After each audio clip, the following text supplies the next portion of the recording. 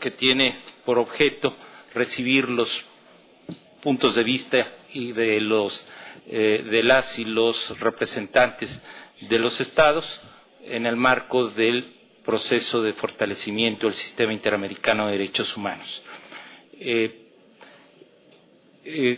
Deseo manifestarles que la Comisión Interamericana valora positivamente de nuevo los comentarios y las aportaciones que se han servido formular y que serán objeto de un cuidadoso análisis por parte del Pleno de la Comisión y en su momento, a continuación del diálogo, podremos ir expresando las ponderaciones que haya realizado la Comisión Interamericana sobre sus planteamientos.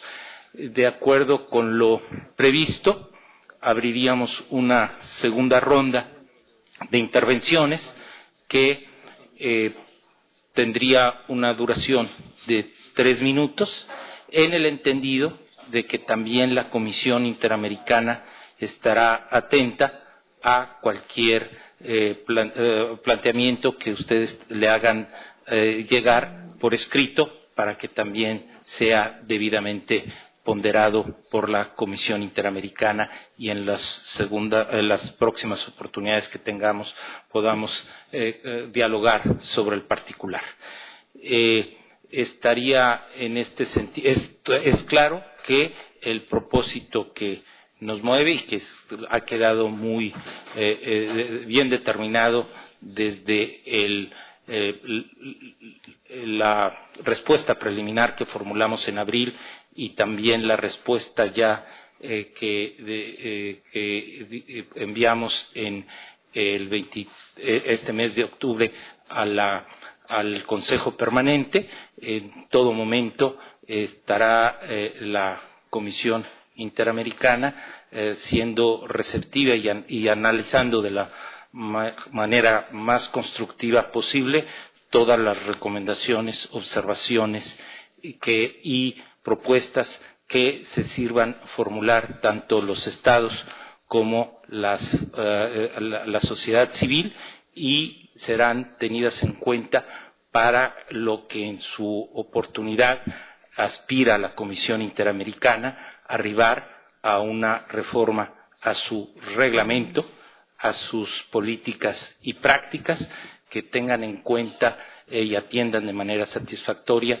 tales recomendaciones y observaciones que hayan servido formular, todo ello con el objetivo de hacer más efectiva y eficiente la protección y promoción de los derechos humanos, que es el mandato y la misión que tiene encomendada la Comisión Interamericana. Es claro que en este proceso hemos tenido presente como en su origen las 53 recomendaciones que el Grupo de Trabajo Especial le dirigió y que son un aspecto central del proceso de reforma y que en su oportunidad se pudiera haber complementado, cierto es, con aquellas otras que le hubiera formulado la sociedad civil.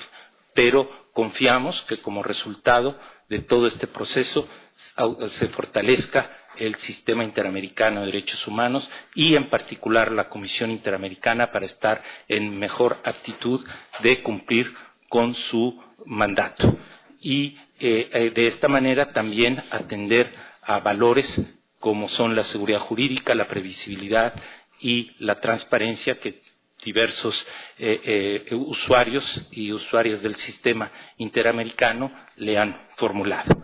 En este momento abriría entonces, en consecuencia, la segunda ronda de intervenciones para quien desee hacer uso de la palabra se sirva registrar para el particular.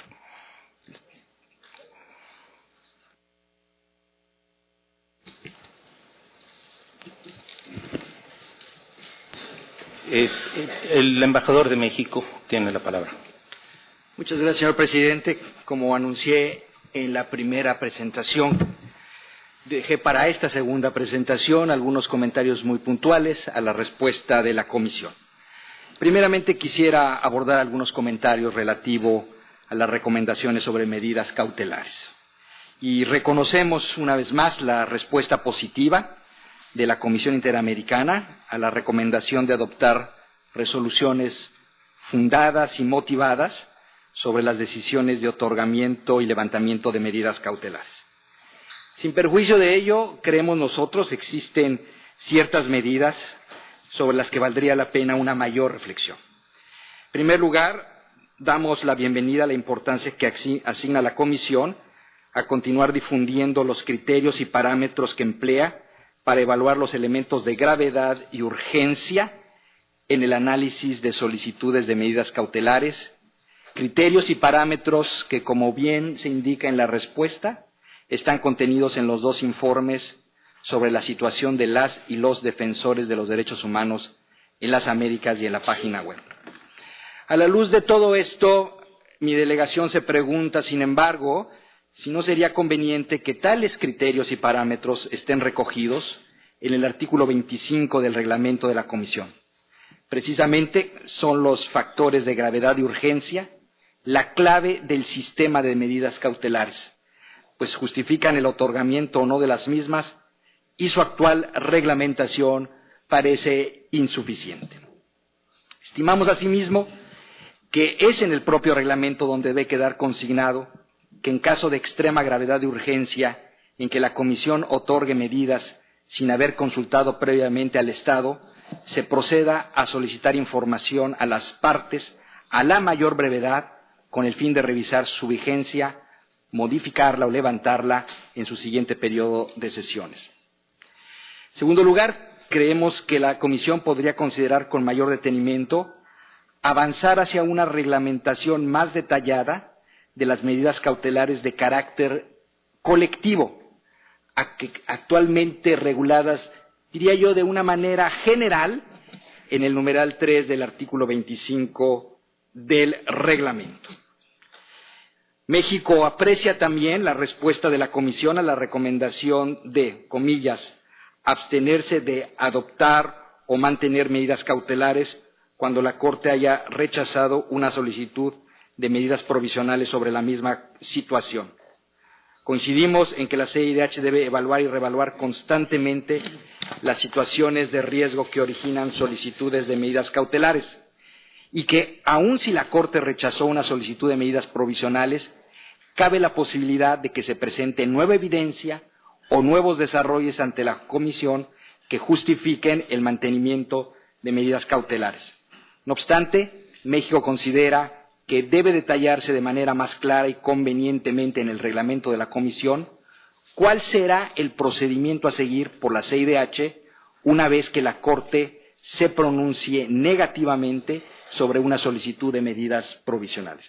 Por separado, señor presidente, habiendo agotado el tiempo que se me ha fijado, le haremos llegar por escrito nuestros comentarios puntuales sobre otros temas de la respuesta de la Comisión. Gracias. Muchas gracias, embajador. Tiene la palabra el embajador de Canadá.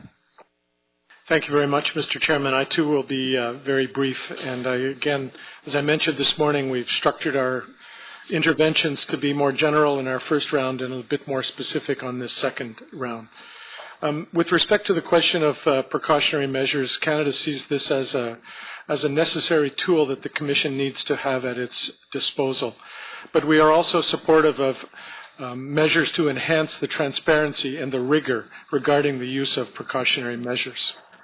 With respect to the backlog of cases, we're very concerned regarding the long list, and we're interested in being very supportive of looking at new ways of exploring or improving the procedures for dealing with cases of individual positions. More resources are clearly needed to deal with this backlog. I would note at this time, Mr. Chairman, that Canada has been used our voluntary contribution to put at the disposal of the Commission funds for this, dealing with this backlog, and I would certainly welcome other countries to step forward with resources to be put towards this purpose. We also believe this is an example of a very positive use of specific funds that can be put at the disposal of the Commission. With respect to Chapter 4, Mr. Chairman, we find that as it's currently structured, it is a very useful mechanism for highlighting problems in the hemisphere.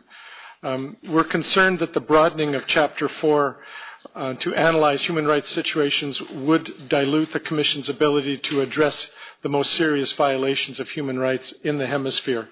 As such, given the independence and integrity of the Commission, we believe that the Chapter 4 should continue as currently constructed. With respect to the role of special rapporteurs, this is an important point, especially in light of the very serious financial constraints which are facing the Commission. It's our opinion that the work of all of the special rapporteurs has been highly effective. They have been highly effective in what we think is strengthening the fundamental human rights across the Americas. And in particular, this includes the work of the Special Rapporteur on freedom of expression, which has the full support of Canada. We would like to see all of the Special Rapporteurs effectively funded to ensure that they carry out their essential work. Independent third-party observations on the important role of strengthening the system and weaknesses in that system we feel is an essential element of the future of the inter-American system. We too will be submitting these and other detailed comments in the future, but thank you for this opportunity of sharing them with you, Mr. Chairman. Muchas gracias, embajador. Tiene la palabra el embajador de Guatemala. Muchas gracias, señor presidente. Los comentarios que Guatemala ha presentado en detalle, en su mayoría, ya se encuentran reflejados en la respuesta de la Comisión al Consejo Permanente y se agradece nuevamente que se hayan acogido estos comentarios. Sin embargo, en esta audiencia, Guatemala desea hacer puntual referencia a los siguientes comentarios, unos que sí fueron acogidos pero requieren mayor énfasis y otros que aún no han sido acogidos para consideración de la Comisión. Uno, que en el proceso de emisión de la Comisión de recomendaciones para adopción de medidas necesarias en materias de derechos humanos, se observen los criterios de extrema urgencia y gravedad, cumpliendo así con los artículos 41 B y D, 44 y 51 de la Convención Interamericana de Derechos Humanos. 2. Que en la decisión de admisibilidad de casos se ponga especial atención al requisito de agotamiento de instancias nacionales previo al planteamiento de un caso ante la Comisión, claro, salvo casos de extrema urgencia y gravedad. 3. Que las medidas cautelares que se dictaminen guarden relación con el marco nacional aplicable para el tratamiento de los mismos y no se dicten medidas imposibles de cumplir, prácticas que en el pasado han generado expectativas fuera de proporción en los peticionarios. 4. Determinar un plazo de vigencia para las medidas cautelares, las cuales por su naturaleza no pueden subsistir por lustros o décadas como hoy sucede. Deben revisarse periódicamente para atender el estándar de extrema urgencia y gravedad y también generar reglas de procedimiento para el levantamiento de medidas cautelares a petición de un Estado parte. En cuanto al informe quinto, en cuanto al informe anual de la Comisión, adicionamos a lo mencionado antes por la distinguida delegación de Nicaragua, en cuanto a que en el reporte anual se incluyan todos los reportes de relatoría que se realicen o emitan en un año. Se propone también que el Estado, objeto de este informe, tenga oportunidad de conocer el contenido del mismo previo a su publicación y goce de un plazo para poder presentar comentarios, aclaraciones, pies de páginas que habrían de publicarse en el mismo momento en que el informe sea de conocimiento público. En cuanto al financiamiento, sexto, tal como lo mencionó antes la distinguida delegación de Argentina y ha sido objeto de discusión en el Consejo Permanente, Guatemala comparte la necesidad de aumentar la asignación presupuestaria para la Comisión. En el presupuesto 2013 que ahora discutimos, es previsible que se tendrá un incremento presupuestario, el cual también se conoce no es suficiente. pero los Estados parte requerimos de información de cuál es el presupuesto necesario para la operación de la Comisión en forma sostenible, de tal forma que para el presupuesto del año próximo se permita una amplia discusión en el tema de aumento de cuotas que permita cubrir este presupuesto y que, entre otras medidas, permita que la recomendación de Guatemala de que la presidencia de la Comisión sea residente en Washington y que con esto se permita un mayor nivel de acceso a los Estados parte a los temas de fondo en el sistema y que la Secretaría Ejecutiva tenga acceso y capacidad de respuesta inmediata in situ de la presidencia de la Comisión. Extremos que necesariamente generarán mejores resultados en el trabajo a realizar. Y como último punto, un punto medular para Guatemala, en el respeto al Estado de Derecho, es el tema, el comentario, la recomendación que se ha presentado de que invitar a la Comisión a no tomar casos que planteen hechos sucedidos con anterioridad a la fecha en que se haya reconocido la competencia de la Corte Interamericana de Derechos Humanos por el Estado parte.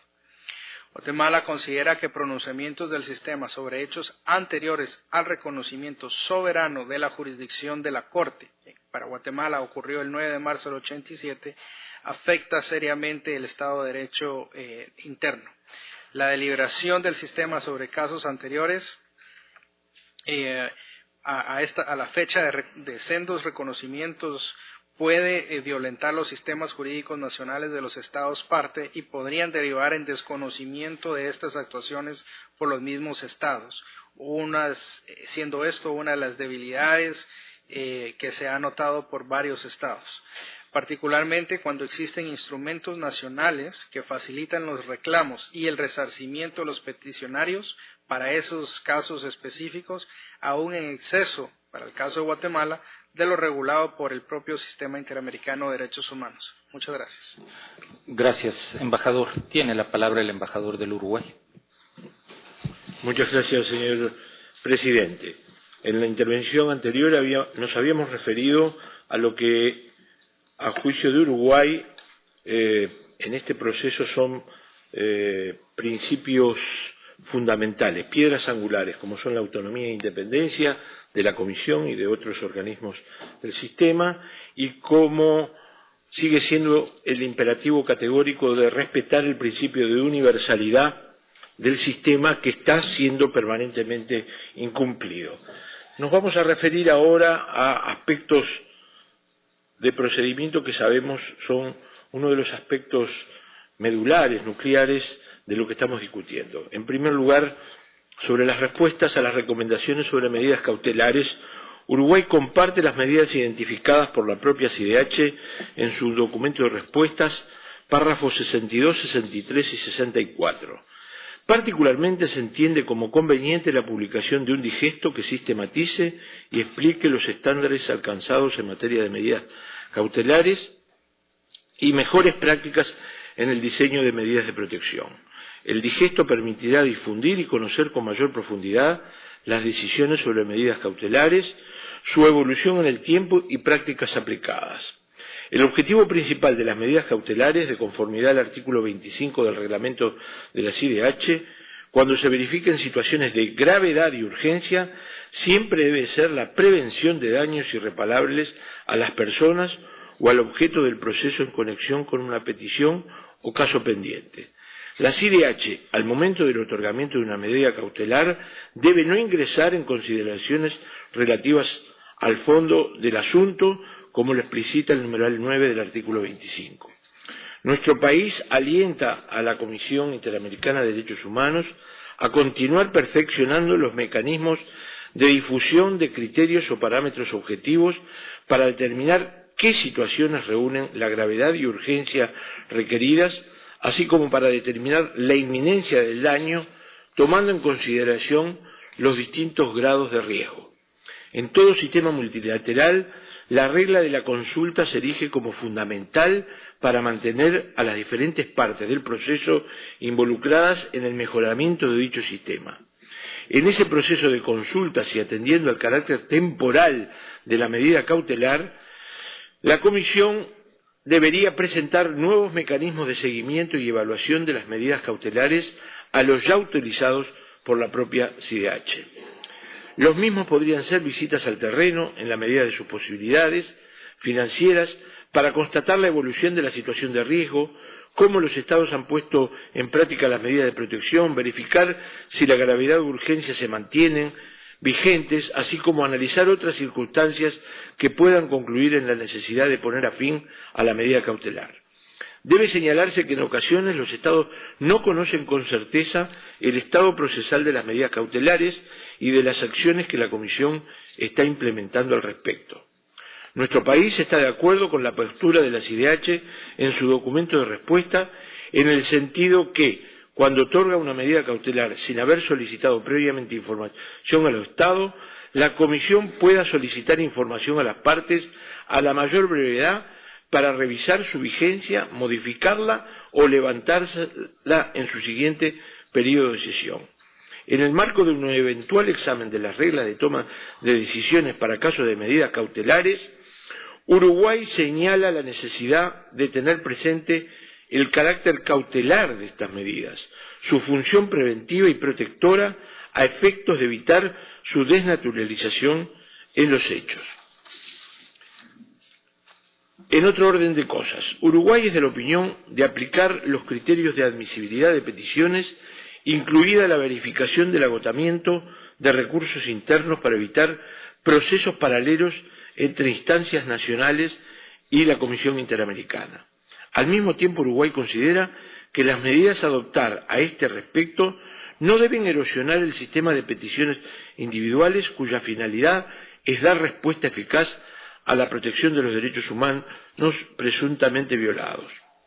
El procedimiento de solución amistosa recogido por la Convención ha demostrado facilitar la terminación de casos individuales en forma no contenciosa, reducir de manera importante la confrontación entre peticionarios y el Estado, a la vez de contribuir a un mayor compromiso de los Estados con el sistema de promoción y protección de los derechos humanos. Respecto al capítulo 4 del informe anual, Uruguay no ha sido ajeno a los cuestionamientos de la CIDH a través de informes sobre la situación general en materia de derechos humanos. El hecho de que nuestro país formara parte del capítulo 4 del informe anual de la CIDH en 1978 fue una consecuencia de la violación generalizada de los derechos humanos cometidas por el gobierno uruguayo de entonces. Prácticamente ningún país de la región ha permanecido al margen de este capítulo 4 del informe anual. Precisamente la consolidación del sistema interamericano de derechos humanos se ha desarrollado a través de la historia contra las violaciones cometidas por el Estado y por los Estados. Y es necesario recoger estos instrumentos como el escudo de los débiles y los postergados y como mecanismo de inclusión cívica y social de las grandes mayorías.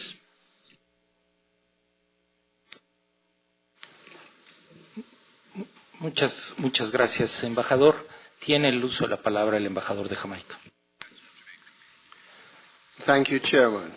Jamaica will submit some of its perspectives in writing, but I wanted to make a few comments at this stage. My comments are against the background of our strong support for the Commission and our strong support for the independence of the Commission. With respect to individual petitions, we find that in some instances the assessment of evidence undertaken by the Commission could be more careful. Sometimes it seems to us that the Commission is prepared to hear one side only without giving due regard to the government's perspectives on matters.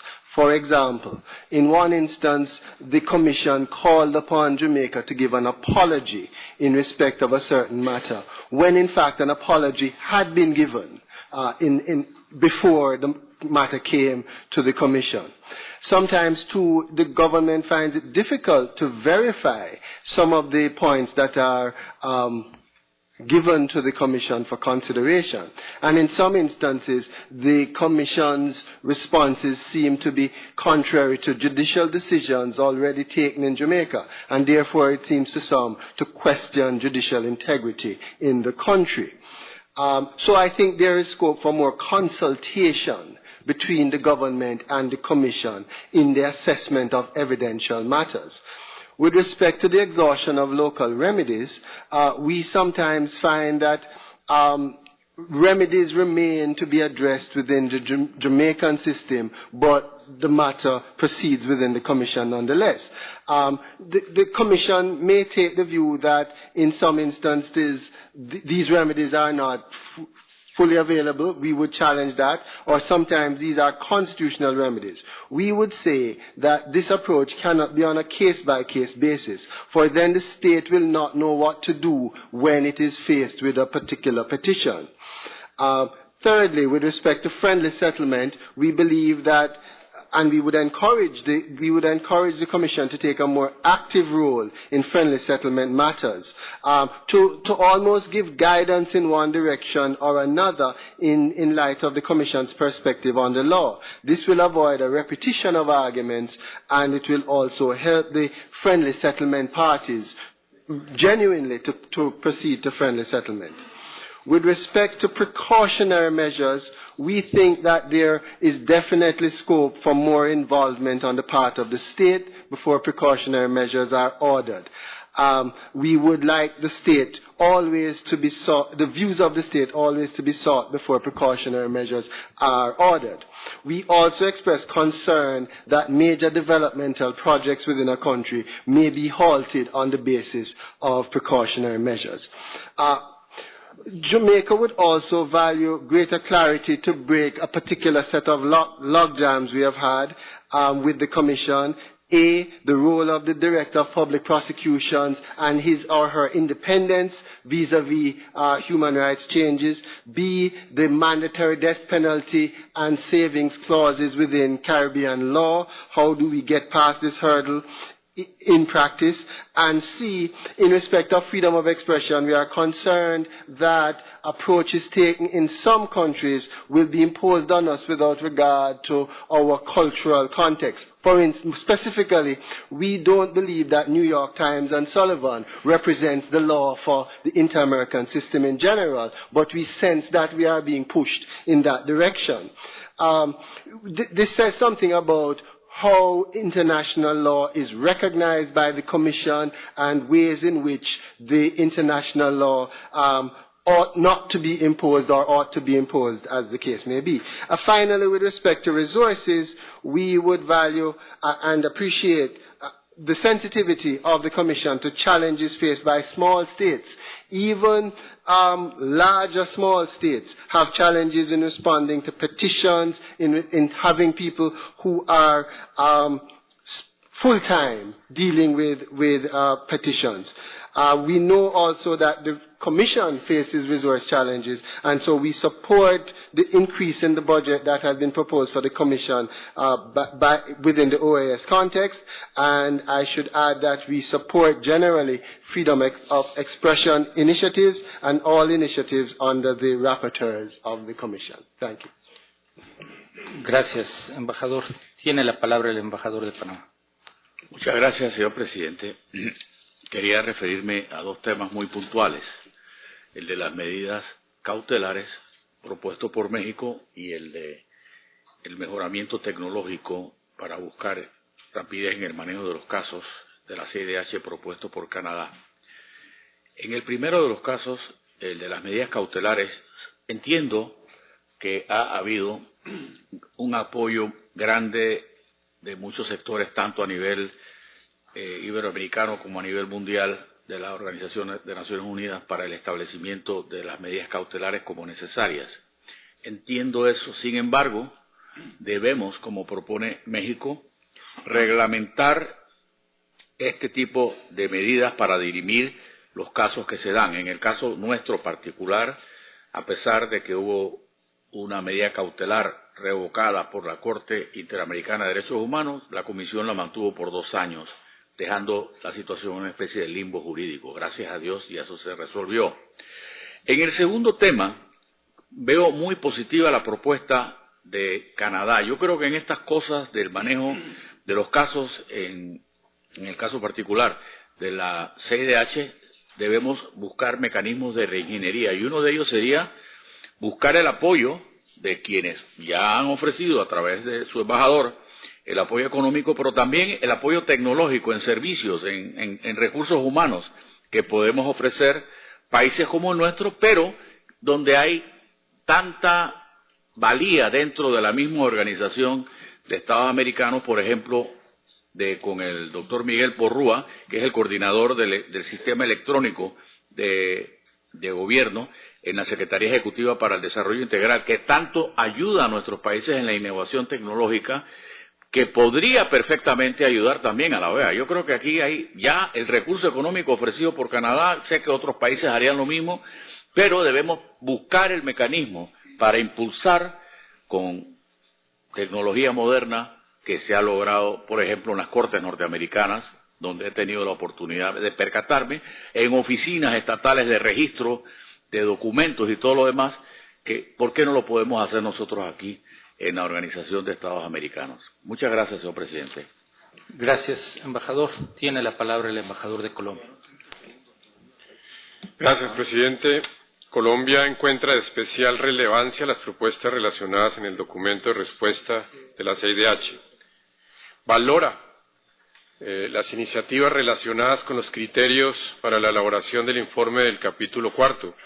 También subraya la importancia de alcanzar la universalidad del monitoreo y el escrutinio internacional, monitoreos, vigilancias, escrutinios apenas normales para la consolidación democrática. De acuerdo con la competencia que le asiste a la CIDH sobre todos los países miembros de la OEA, igualmente resulta de particular importancia extender la valoración también hacia el fortalecimiento de los derechos de gradual cumplimiento, como son los derechos económicos, sociales y culturales. Si la desigualdad, si la falta de inclusión, si la discriminación siguen siendo problemas en nuestro continente, el sistema debe dar respuesta a estos desafíos. Como lo hemos expresado en distintos escenarios, un informe universal pondría el énfasis en la cooperación e intercambio de buenas prácticas entre los distintos actores del sistema. De singular importancia el robustecimiento del diálogo con los actores, con los estados, con las distintas instancias de la OEA, con la sociedad civil, institucionalizando prácticas como esta audiencia, como la comunicación permanente con los distintos protagonistas de este esfuerzo común. También valora la propuesta de la presentación de los informes ante la Comisión de Asuntos Jurídicos y Políticos.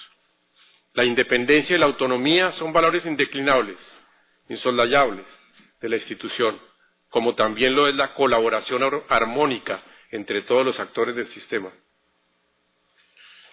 Sí al fortalecimiento financiero, sí a los aportes voluntarios y al mayor esfuerzo de la organización.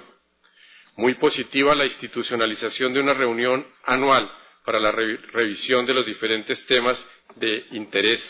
Positiva igualmente la disposición para compartir buenas prácticas. Distintas medidas hacia la mayor eficiencia, claro, hacia la descongestión, claro, hacia la modernización, desde luego. Pero al mismo tiempo encontramos de singular interés ideas y propuestas como la del fortalecimiento del grupo de trabajo sobre soluciones amistosas, como la de los encuentros y diálogos previos con los estados para encontrar soluciones apropiadas y pertinentes. Las peticiones individuales en aras de la defensa de los derechos. Hemos innovado con la iniciativa sobre acción pública de constitucionalidad desde hace más de un siglo.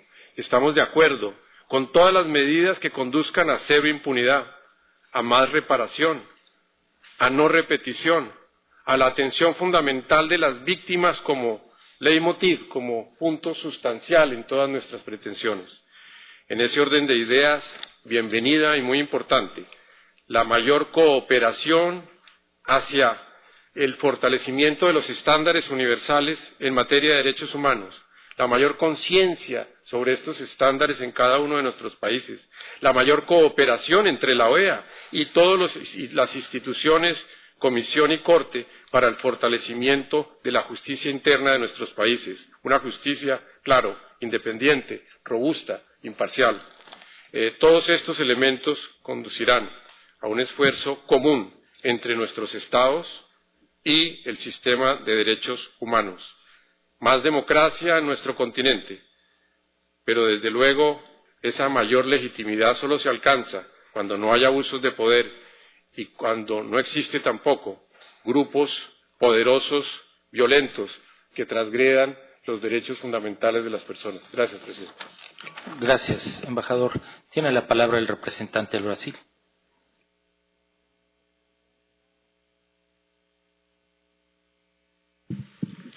Obrigado, senhor presidente. O Brasil gostaria de fazer registro de sua satisfação com várias medidas concretas que foram anunciadas pela comissão neste documento, e eu destaco algumas aqui apenas como exemplos. A disposição de estabelecer um relatório sobre efeitos da não ratificação universal dos instrumentos de proteção dos direitos humanos, o fortalecimento das atividades de promoção dos direitos humanos, a criação de um portal virtual que vai permitir consultas ao estágio processual de petições, casos e medidas cautelares, a elaboração de guias de práticas, de registro de boas experiências, enfim, uma série de medidas concretas que a comissão se dispõe a implementar e que poderão ajudar bastante o trabalho, as atividades de promoção e proteção dos direitos humanos. O Brasil, também como outros países aqui mencionaram, apoia a proposta de se estabelecer a presidência da comissão em Washington, e eu particularmente gostaria de destacar de maneira muito positiva o fato de que em raríssimas ocasiões nesse documento a comissão se utiliza do argumento da falta de verbas para justificar uma inação ou não cumprimento de alguma recomendação. Na maior parte das vezes, a comissão, quando reconhece essa falta de recursos, demonstra sua disposição em buscar fontes de financiamento para a implementação dessas recomendações. Isso me parece bastante positivo. Do lado negativo, caberia mencionar algumas referências. A principal delas talvez diga respeito à questão das medidas cautelares no que concerne a definição de critérios mais claros, sobretudo no que diz respeito à gravidade, urgência e irreparabilidade. Embora a comissão tenha se mostrado disposta a analisar essas questões e reconheça que em alguns casos seria necessário uma revisão disso, me parece que nós temos, nesses próximos meses de trabalho conjunto, uma oportunidade para aprofundar essa transparência no que diz respeito a esses critérios. Outra questão que me parece também preocupante diz respeito a algo mencionado hoje pelo representante do México, com relação ao fato de que, quando a Corte rechaça a implementação de uma medida provisional, a comissão poderia implementar medidas cautelares referidas ao mesmo tema. Essa é uma questão, embora a comissão esclareça no parágrafo seguinte que, evidentemente, isso só aconteceria em caso de uma mudança das condições que levaram à rejeição da medida provisional pela Corte, me parece que caberia à própria Corte, havendo mudança dessas condições, evidentemente rever essa decisão. Me parece que essa é uma questão que deveria, que mereceria uma maior análise por parte dos países, por parte da Corte, da Comissão e por parte da própria sociedade civil. Enfim, em linhas gerais, creio que são esses os pontos principais a serem analisados agora. Eu devo só, para encerrar, reconhecer que no caso das medidas cautelares, a Comissão tomou algumas posições no sentido de apoiar uma maior fundamentação a essas decisões de concessão e suspensão das medidas cautelares e também consideramos positivo a inclusão dos votos dos integrantes da Comissão nas decisões sobre outorga e levantamento de medidas cautelares. Muito obrigado. Gracias, señor representante. No estaría prevista alguna otra intervención. No hay otras solicitudes.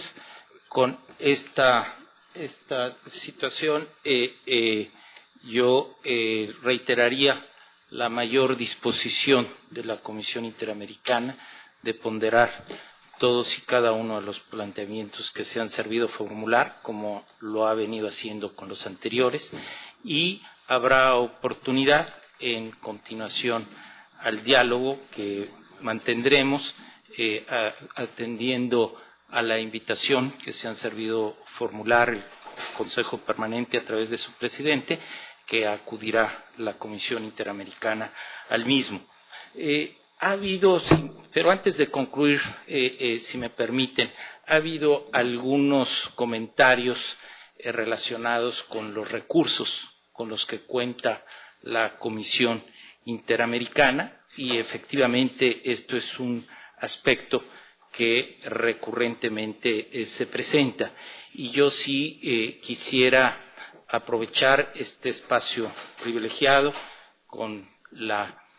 teniendo en cuenta la digna representación de 25 ilustres estados de la Organización de Estados Americanos, del secretario general de la OEA y del secretario general adjunto, para compartir con ustedes algunos de los aspectos relacionados con este tema por lo que se refiere a los retos que tiene la Comisión Interamericana y al alcance y la magnitud de las atribuciones que tiene para cumplir con su mandato y la carga que tiene, porque es claro que y es muy positivo que también se señalen a que aspiramos a tener un sistema interamericano eficaz y eficiente, y está toda la voluntad de la Comisión Interamericana para arribar a ello.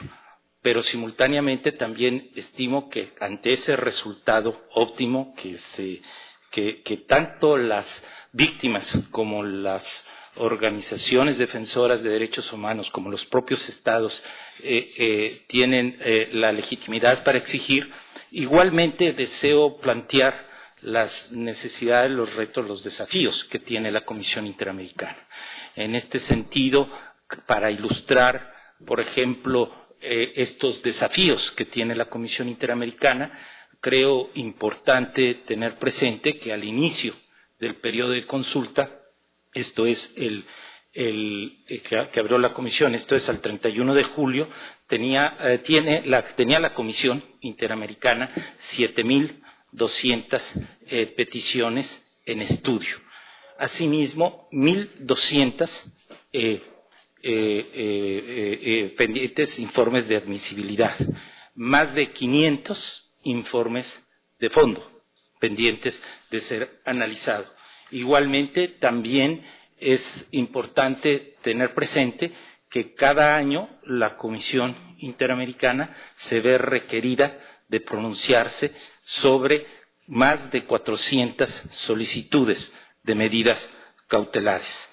Evidentemente, también es importante tener en cuenta que además de este aspecto de peticiones y casos individuales que legítimamente se aspira y que es un desafío para la Comisión que pueda ser atendido con la oportunidad debida.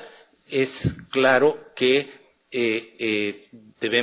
tiene simultáneamente entre sus mandatos la obligación de monitorear la situación de los derechos humanos en los 35 estados que conforman la Organización de Estados Americanos.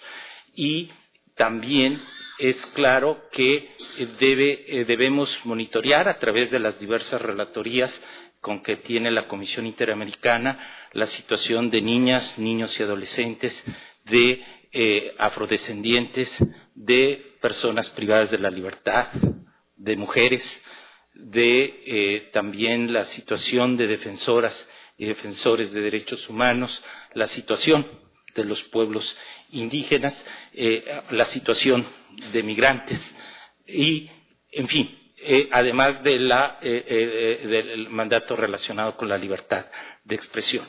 Esto se tiene que hacer, evidentemente, con el mayor cuidado y rigurosidad que exige un mandato de esta naturaleza. Simultáneamente, también en el 2011, por ejemplo, nosotros aprobamos 11 informes temáticos relacionados con los temas a que me he referido, ya sea de mujeres, ya sea de migrantes, ya sea de defensoras y defensores de derechos humanos, en fin, son muy importantes, como se ha mencionado en esta audiencia, el trabajo que pueda reflejar la Comisión Interamericana a través de estos informes temáticos, porque es donde se establece precisamente los estándares interamericanos que es necesario atender en cada uno de los países miembros con el objeto de salvaguardar los derechos humanos en el país correspondiente. Todo esto, además, también la Comisión Interamericana tiene el mandato de acompañar a la Asamblea General de la OEA en todas las resoluciones relacionadas con derechos humanos. Hubo 33 de esta naturaleza el año pasado. En fin, todo este cúmulo de tareas encomendadas a la Comisión Interamericana y que todas se deben hacer con gran rigurosidad, con un cuidado esmerado y siempre atendiendo a lo previsto en nuestro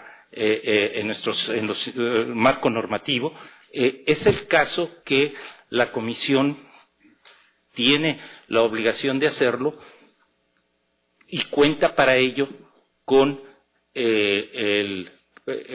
17 abogados que pueden ser cubiertos por el presupuesto de la OEA, ¿verdad? Si nosotros sumamos el presupuesto ordinario de la OEA, todo lo que cubre, además de estos 17 abogados, el secretario ejecutivo, la secretaria ejecutiva adjunta, contamos incluso ya todo el personal administrativo con 34 personas, todo el personal administrativo. Esto es, hay menos personal cubierto por la OEA que estados que conforman nuestra organización, teniendo la obligación de llevar a cabo un monitoreo sobre la situación de los derechos humanos en todos y cada uno de los estados miembros de la OEA, y así lo hacemos, ¿verdad? Pero entonces esta es la magnitud del reto. Es claro, y lo digo abiertamente, y ha sido transparente la Comisión Interamericana, ¿verdad? Todo lo que les estoy diciendo en cuanto a los recursos con los que contamos, la manera en que se ejerce el gasto y el personal con el que contamos es público, está accesible a través de la página web de la Comisión Interamericana de Derechos Humanos. Creo que es la mayor prueba de transparencia que podemos brindar. Y yo lo que decía que efectivamente hay posibilidad y a través de un esfuerzo que hace la Comisión Interamericana de buscar algunos donantes y para que poder complementar los recursos que puedan por lo menos tener más elementos que permitan cumplir con su mandato.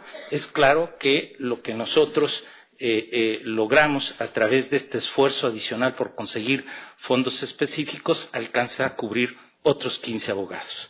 nuevamente, si sumamos los abogados cubiertos por la Organización de Estados Americanos y que reconocemos que ha habido esfuerzos importantes, no escapamos a estos esfuerzos que se han hecho. Pero yo quiero hablar con la franqueza que efectivamente nos hemos tenido en todo este proceso de diálogo y que decía, si sumamos los abogados, que son 17, cubiertos por el presupuesto de la OEA, con los 15 que a través de recursos obtenidos por fondos específicos, ciertamente también el personal llega a ser, con el que contamos, es menor al número de estados que tenemos la obligación de monitorear, con independencia del gran cúmulo de peticiones y casos individuales que se incrementan año con año.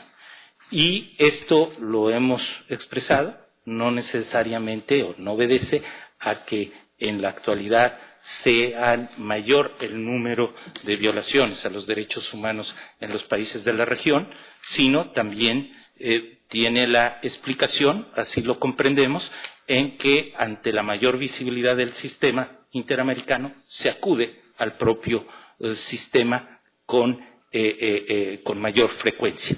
Entonces, pero es un aspecto que quiero, con el mayor respeto, someter a su consideración para que lo tengan presente en todas y cada uno de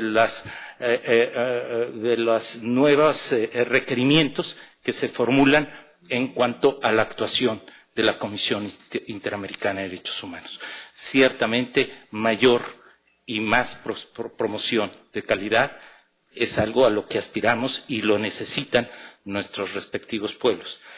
Igualmente, una mayor eficiencia y oportunidad en la atención de las peticiones y casos individuales es una exigencia de la mayor relevancia en nuestro sistema interamericano de derechos humanos.